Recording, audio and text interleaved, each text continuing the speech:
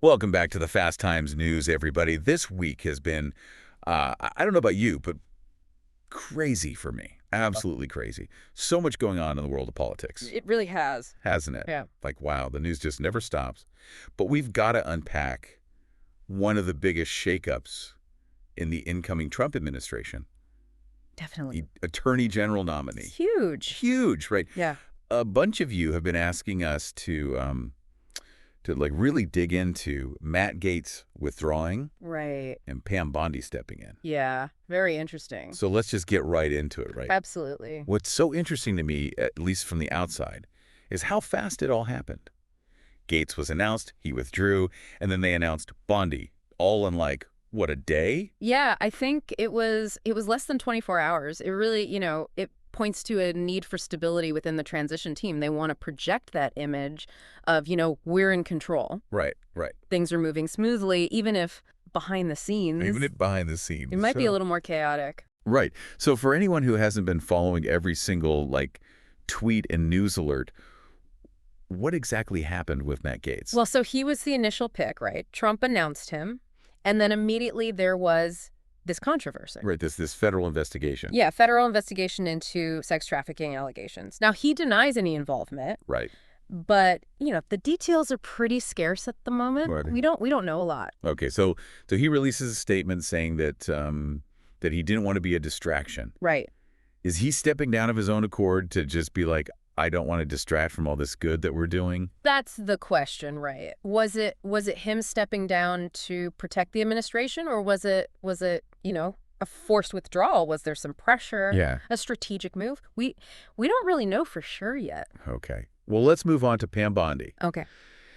She's not new to politics. Not at all. She was Florida's attorney general. First female attorney general of Florida from 2011 to 2019, so quite a long time. Okay, and during that time, she was known for like being really tough on crime, especially drug trafficking, the opioid crisis, all that kind of stuff. Right. And it's worth noting, too, that she served on Trump's opioid and drug abuse commission. Oh, I didn't know that. Yeah. So there's already an existing relationship there, a level of trust. That's interesting because when he announced that he was nominating her, he highlighted her, he said, making Florida's streets safe. Right. Which is like that echoes his whole, like, make America safe again. Absolutely. So is that a sign that, like, he's thinking, okay, she made Florida safe. Right. Let's apply that nationwide. Is that, like, foreshadowing what his priorities are going to be? Yeah, it definitely could be. I mean, if you connect her experience with that statement from Trump, it does suggest that, he's looking to apply her approach to a national level. So right. Is this a sign of his priorities for the Department of Justice? Potentially even a shift in overall criminal justice policy. It's definitely something to watch. Yeah, that's interesting. And we also can't ignore the fact that she's been like a really big Trump supporter for a long time. She defended him during his first impeachment. She's involved with like the America First Policy Institute. I mean, she's there, Yeah. She's definitely a loyalist. I think that long-standing loyalty to Trump combined with her, she's been pretty vocal in the past about criticizing the DOJ as being weaponized, used for political purposes. So that could be both a strength and a weakness. How so? Well, on the one hand, you have someone who's very aligned with Trump's thinking. Right. But on the other hand, it raises questions about her independence. Oh, right. Is she going to be her own person? Yeah. Or is she just going to, do whatever Trump wants? That's something that's definitely going to be debated during her confirmation hearings. And then there's that whole thing, I think it was back in Florida, about her delaying an execution because it conflicted with a campaign fundraiser. Yeah. That's definitely a questionable incident. I mean, when you look at it in the context of Trump's claims about the DOJ being used against him and his allies, it just adds another layer to this whole nomination. So what are you saying? Like, is this a strategic move on his part to try to exert more influence? It's certainly possible. Okay. I mean, it raises a lot of questions about, what his motivations are and what he hopes to achieve with this nomination. Now, it's interesting to me that despite the controversy, sources close to Trump seem to think she has a better chance of being confirmed than Gaetz did. Right. Why is that? Well, I mean, Gaetz obviously had this investigation hanging over his head. Right. Maybe, even though Bondi has her own controversies, maybe she's seen as a safer bet. Maybe she's less likely to rock the boat, Okay. create a big fight during the confirmation process. So it's like a smoother confirmation. Possibly, yeah. I mean, it's all speculation at this point. Right, right. But then that brings up another question. What does this mean for, like, the balance of power? Right. If she is confirmed, what happens? I mean, that's a huge question, right? How much influence will she have? Will she be able to exert that influence in a way that benefits Trump? And what does that mean for public trust in the justice system? Right, because if it's all political, then what? Exactly. If people start to believe that the Justice Department is just a tool for the president to use, that undermines the whole system. And that's not good. No, not at all. So a lot of big questions, right? Yeah, big questions about the future of the Justice Department, about the balance of power, about the rule of law. Right. I mean, it's a lot to think about. Her appointment really does seem like a turning point. I mean, we're talking potential changes in how civil rights are enforced, corporate regulations, what happens with those January 6th riot prosecutions. Right, right. It's potentially massive. I mean, we could be looking at a very different legal landscape in a few years if she's confirmed. Wow. Okay. Well, we're going to have to leave it there for now. But when we come back, we're going to dig even deeper into what this nomination might mean for the country, what it might mean for the very concept of justice in America. So stay with us on the Fast Times News. It really is a fundamental question, isn't it, about, the DOJ's purpose? Like, what is it supposed to be? And I think Bondi's nomination, it's going to bring all of those debates back to the forefront, her ties to Trump, those statements she's made about the DOJ, even that incident with the delayed execution. It all kind of makes you wonder about, where her biases lie. Yeah, that execution delay, that's the thing that really sticks with me, I think. I mean, delaying justice, literally, for a political fundraiser. Mm-hmm. What does that tell us about what she might prioritize as Attorney General, It's a legitimate concern, especially when you consider the pattern we've been seeing from Trump and those in his circle, right? This deep distrust of the DOJ, this almost like desire to control it. Remember all those times Trump talked about the deep state, how the DOJ was being used against him? It's like, well, now he's choosing someone who seems to share those views. So it's like he's trying to install someone who will protect him. That's the worry a lot of people have, right? It's not just about protecting Trump himself, but potentially interfering with investigations that might involve his associates, his businesses, even his policies. Like those January 6th investigations, there's a lot of concern that she'll just try to shut those down, or at least try to like soften the charges against the rioters. Right, and we can't forget about the potential impact on civil rights enforcement. I mean, her record in Florida on issues like LGBTQ rights, voting rights, it's been criticized. There's concern she might try to roll back protections or weaken enforcement in those areas. It's a lot to consider, right? And it goes beyond just like the legal stuff. It's about what message does this send to the American people? If people lose faith in the system, if they start to think it's rigged, that's a huge problem for our democracy, I mean? Absolutely. Public trust in institutions, it's vital.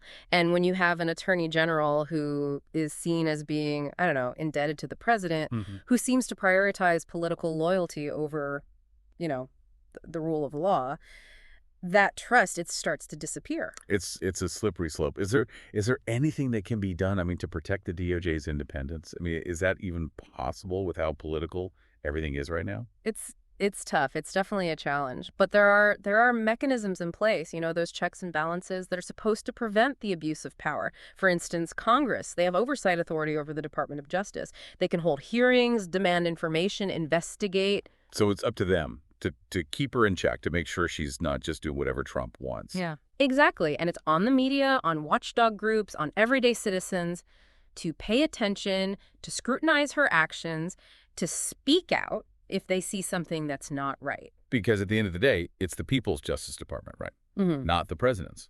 Exactly. It should be a guardian of justice, a defender of the Constitution, not a political weapon. That's what we should hold her to, if she's confirmed, that is. Okay, so we've talked about the potential downsides here, the risks to the Justice Department, those concerns about political interference. But to be fair, some people say that her experience, that tough-on-crime approach, could actually be a good thing. They point to, what she did in Florida, fighting drug trafficking. Like, she gets results. Yeah, she does have that experience as a prosecutor. That's true. She knows the criminal justice system. She's argued cases, made tough decisions. And that focus on law and order, on public safety, I mean, that appeals to some voters, those who are worried about crime. And some of her supporters even say that her loyalty to Trump, well, maybe that's not a bad thing, that she'll be effective in getting his agenda implemented, which, that's what people voted for, they say. That's a fair point. I mean, every president gets to appoint people who share their vision, right? But where's the line? Where does loyalty to the president's agenda become, I don't know, a problem for the Justice Department? Where's the independence? And how do we, balance that, the need for experience, for effectiveness, with the need to be impartial, to stick to the rule of law? That's the million-dollar question. And it's what the Senate needs to figure out during those confirmation hearings. They need to look at her qualifications, how she handles herself, her judgment, but most importantly, her commitment to the Constitution above everything else. It's a lot of responsibility, a lot at stake here, not just for the Justice Department, but, for our democracy. You got it. This nomination, it's about more than just one person. It's about the foundations of our legal system, about the balance of power in our government. It's about making sure that justice is served, and that it's fair, and that it's impartial, that it doesn't matter what your politics are or who you're loyal to. And it's about the Justice Department itself, right? Making sure it's a symbol of integrity of the rule of law. Well said. I mean, that's what the American people deserve. They deserve a Justice Department they can trust, that will protect their rights, that will enforce the law. They will make sure no one is above the law, not even the president. I agree. And that's the message we need to keep sending. The Justice Department is not a toy for politicians to play with. It's fundamental to our democracy, and we have to protect it. We can't just sit back and let things happen. We have to stay informed, be engaged, hold our leaders accountable. That's it. The future of our justice system, the future of our democracy, it depends on it. This deep dive, I mean, we've covered so much. But this is just the beginning, Yeah, this whole Bondi situation, it's just getting started, and we'll be following it every step of the way, right here on the Fast Times News. Definitely. We'll keep you updated, keep you informed. And speaking of keeping you informed, there's some interesting things about Pambondi's past that we haven't even gotten into yet. No, really? I'm intrigued. Lay it on me. Remember that whole thing with the execution delay, the campaign fundraiser? Yeah. Well, buckle up. That's just the beginning. Hold on. There's more. I thought that was bad enough. What else did she do? Let's just say that Pam Bondi has a history of making decisions that, well, they seem to benefit her friends, her allies, her political ambitions, even if it means bending the rules a little bit. You're not kidding. That's starting to sound like a pattern here. And if that's how she was operating as Florida's attorney general, I mean, what does that tell us about how she might behave as the top law enforcement official in the country? That's the question everyone's asking in Washington right now. And that's what we're going to explore when we come back for the final part of this deep dive. Stay tuned. Okay, so we left off talking about some of those questionable decisions that Pam Bondi's made in the past. Those decisions that seem to benefit her allies, her political friends, you know what I mean? Yeah. You were just about to tell me about some more of those. Well, this one really takes the cake. Okay, what happened? So rewind back to 2013. Bondi's the attorney general in Florida. Okay. And she gets this campaign contribution, $25,000 from Donald Trump. All right, campaign contribution, that's not unusual. Politicians get those all the time. No, you're right. But here's where it gets, well, a little icky, let's say. Okay. At the exact same time she gets that money, her office is in the middle of reviewing this fraud investigation into Trump University. Whoa, hold on. So she's taking money from Trump while her office is looking into his business. That's a conflict of interest, right? It's a pretty big one, yeah. Yeah. And get this. Shortly after the money lands in her campaign account, her office decides not to pursue the investigation. So the timing, I mean, it's not great, is it? It looks a little quid pro quo-y, like you scratch my back, I scratch yours. Yeah, it's hard to ignore, yeah. Right? And it's not just like a rumor or something. There are actual documents, timelines, real evidence of this sequence of events. The New York Times, they did a whole big investigation into it a while back. So this is legit. This is a documented case of potential corruption. And we're talking about the nominee for attorney general, the top law enforcement officer in the country. It's It's a little mind-blowing, to be honest. Yeah, it really makes you question her judgment, her ethics, you know. I mean, is she really the best person for this job? I mean, it definitely plays into that fear that a lot of people have, that she's not going to be impartial, that she's going to be protecting Trump and his people, maybe even if they're doing something wrong. And this whole Trump University thing, that's not even the only example, right? There are other times when Bondi's done things that seem to have helped Trump or his businesses. Like she even tried to stop a lawsuit against some of his dealings in Florida. Oh, wow. Okay, so this isn't just a one-off. This is a pattern. And it's a pretty worrying one, right? It's like she doesn't really care about the rules, No. about the law. It's all about helping herself, helping her friends. And it sets this dangerous precedent for the Justice Department, right? Yeah. Right. If people think that the system is rigged, that it only works for the rich and powerful, that's a huge problem. It erodes trust in the whole system. Absolutely. It's like saying, hey, if you have enough money, if you know the right people, you can do whatever you want. You can break the rules and get away with it. And that's not the kind of country we should be. We need a Justice Department that's independent, That's fair. that everyone can trust. Yeah, we need an attorney general who will stand up for what's right, who will enforce the law, equally for everybody. Someone who's not going to be influenced by political pressure. Yeah. Or by who donated to their campaign. Right. We need someone who's going to be a real champion for justice, for what's right. That's what we should expect from our leaders, from anyone who wants to hold power in our government. It's not too much to ask, is it? We can't just let things slide. We have to stay involved, pay attention to what's happening, and hold our leaders accountable. Absolutely. If we want things to change, we gotta speak up. We gotta demand better. Pambondi's nomination, it's a big deal. It's a moment of truth for our democracy, Are we going to let the Justice Department become a political tool? Or are we going to fight for a system that's fair for everyone? That's the question, isn't it? What kind of country do we want to be? We've covered a lot of ground in this deep dive. We've looked at Pambondi's past, her relationship with Trump, the potential problems with her nomination, and it's complicated. There's no easy answers. Yeah, it's messy, but it's important. And it's not over yet. This whole story is just unfolding. We'll be here at the Fast Times News, keeping you up to date as things develop. You know where to find us. So make sure you subscribe to our channel on YouTube, hit that notification bell so you don't miss the updates.